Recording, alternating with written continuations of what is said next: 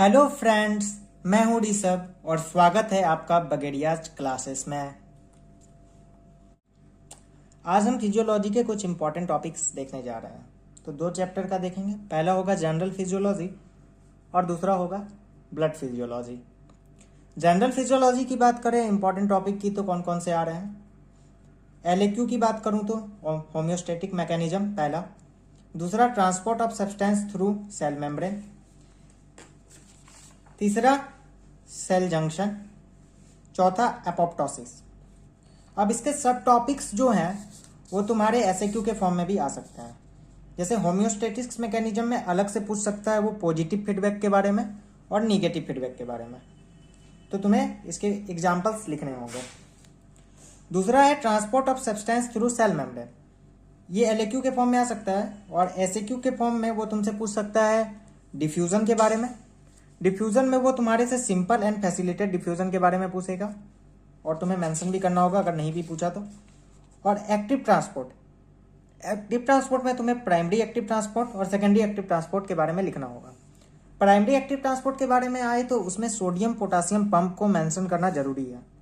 और secondary active transport के तुम्हें एग्जाम्पल लिखने होंगे। जैसे तुम्हें पीसीटी जो कि एक्सक्रेटरी सिस्टम में तुम पढ़ोगे वहाँ पे यूज होता है और अलग अलग जगह पे होता है। जैसे ओआरएस के प्रिपरेशन में भी इसका रोल है, तो तुम पढ़ोगे जब उसको पढ़ोगे तो। तीसरा है सेल जंक्शन। सेल जंक्शन में दो जंक्शन बहुत इंपॉर्टेंट हो जाते हैं। एक तो टाइट जंक्शन है क्योंकि जैसा जानते हैं कि ब्लड ब्रेन बैरियर से जंक्शन है। दूसरा गैप जंक्शन है जो कि तुम्हें कार्डियक मसल्स में मिलता है और कार्डियक मसल को फंक्शनल सिंसिशियम बनाने में मदद करता है। चौथा टॉपिक है एपोप्टोसिस। ये जनरली एसएक्यू में आता है लेकिन कभी कभी एलएक्यू में भी पूछ सकता है। तो इसके बारे में लिखना होगा तुम्हें प्रोग्राम सेल डेथ के बारे में और इसके एग्जाम्पल्स लिखने होंगे। ठीक है,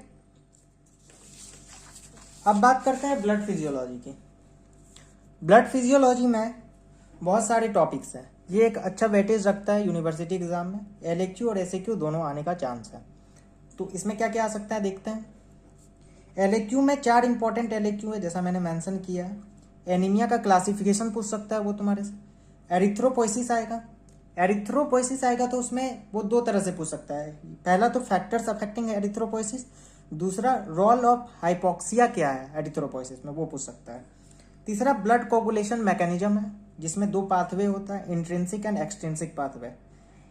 तो ये तुम अगर एलएक्यू आया ब्लड कोगुलेशन का तो दोनों मेंशन करना होगा, या एसएक्यू भी इसका आ सकता है अलग अलग, इंट्रिंसिक पाथवे या एक्सट्रिंसिक पाथवे को वो तुम्हें ये बोलेगा।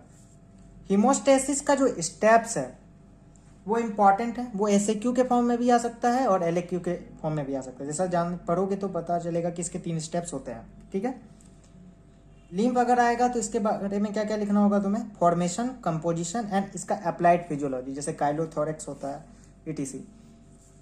फाइब्रिनोलाइटिक सिस्टम एक इंपॉर्टेंट टॉपिक है और एंटीकोगुलेंट एक अलग टॉपिक है, दोनों आ सकता है अलग अलग एसएक्यू में। सेल्यूलर एंड ह्यूमरल इम्यूनिटी आ सकता है। टी हेल्पर सेल्स के बारे में लिखना होगा। टी हेल्पर सेल पढ़ोगे तो पता चलेगा कि ये 2 टाइप का होता है, T helper 1 and T helper 2 basically मोटे मोटे तौर पर, जो कि दोनों इम्यूनिटी से कंसर्न रखता है, इसीलिए ये अलग से एसएक्यू आ जाएगा। तो इसका एक फ्लो चार्ट होता है वो तुम्हें बनाना होगा।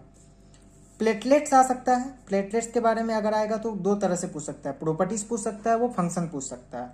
एंटी थ्रोम्बोलाइटिक इफेक्ट होता है एस्पिरिन का, उस तरह से भी कंसर्न क्वेश्चन आ सकता है क्लिनिकल केस में। क्लॉटिंग फैक्टर्स के बारे में वाइवा में पूछा जा सकता है, 13 क्लॉटिंग फैक्टर्स होते हैं। साथ ही साथ हीमोफीलिया जो कि एक इंपॉर्टेंट टॉपिक है, क्लॉटिंग फैक्टर्स डिसऑर्डर है, तो इससे कंसर्न आ सकता है। परप्यूरा के बारे में वो एसएक्यू पूछ सकता है तुम्हारे से। और नॉर्मल प्लेटलेट काउंट भी पूछ सकता है, या ऐसा भी लिख सकता है कि define steps of platelet and purpura, क्योंकि परप्यूरा जो डिसऑर्डर है वो प्लेटलेट से कंसर्न है। वो तुम्हारे से लैंड स्टीनर लॉ के बारे में पूछ सकता है, ये वाइवा में भी पूछ लिया जाता है नॉर्मली। क्रॉस मैचिंग क्वेश्चन आ सकता है। प्रॉपर्टीज ऑफ डब्ल्यूबीसी, ये सारे एसएक्यू में बता रहा हूँ। Function of B lymphocyte. Jaundice एक इंपॉर्टेंट टॉपिक है जो कि एलएक्यू के फॉर्म में भी आ सकता है और एसएक्यू, एलएक्यू यानी कि लॉन्ग आंसर क्वेश्चन, एसएक्यू यानी कि शॉर्ट आंसर क्वेश्चन। साथ ही साथ इसमें डिग्रेडेशन ऑफ हीमोग्लोबिन का भी एक क्वेश्चन बनता है, मतलब 5+5 में इस तरह से पूछ सकता है। Define jaundice, define classification of jaundice जैसा जानते हैं मोटे मोटे तौर पे 3 टाइप के होते हैं, haemolytic jaundice, hepatic jaundice, obstructive jaundice. और भी कंजेनाइटल होते हैं जो कि बायोकेम में पढ़ते हो, पर ये तीनों इंपॉर्टेंट होते हैं। अब और देखो, RH ब्लड ग्रुप, ये भी एसएक्यू के फॉर्म में आ सकता है। ब्लड ग्रुपिंग, ये इसका एक प्रैक्टिकल भी है, वो तुम्हें करना होगा। ब्लड ट्रांसफ्यूज़न, इसमें मिसमैच ट्रांसफ्यूज़न जो है वो इम्पॉर्टेंट हो जाता है। उसमें पूछता है कि इमीडिएट इफेक्ट क्या होता है मिसमैच ट्रांसफ्यूज़न का और डिलेड इफेक्ट क्या होता है। प्लाज्मा प्रोटीन्स के बारे में तुम्हें जानना चाहिए, ये बहुत जगह पढ़ोगे, बायोकेम में भी पढ़ोगे। इसमें इंपॉर्टेंट हो जाता है एल्बुमिन ज़्यादा, जो कि कोलॉइडल ऑस्मोटिक प्रेशर से कंसर्न है, और एडिमा एक इम्पॉर्टेंट क्लिनिकल केस के फॉर्म में आता है कि हाइपो एल्बुमिनिया में तुम्हारा एडिमा क्यों हो रहा है। ठीक है। ब्लड फ्लूइड कंपार्टमेंट आ सकता है, जिसमें वो तुम्हें बोलेगा कि ECF, ICF या टोटल ब्लड वॉल्यूम जो है बॉडी वेट का कितना है वो बताओ।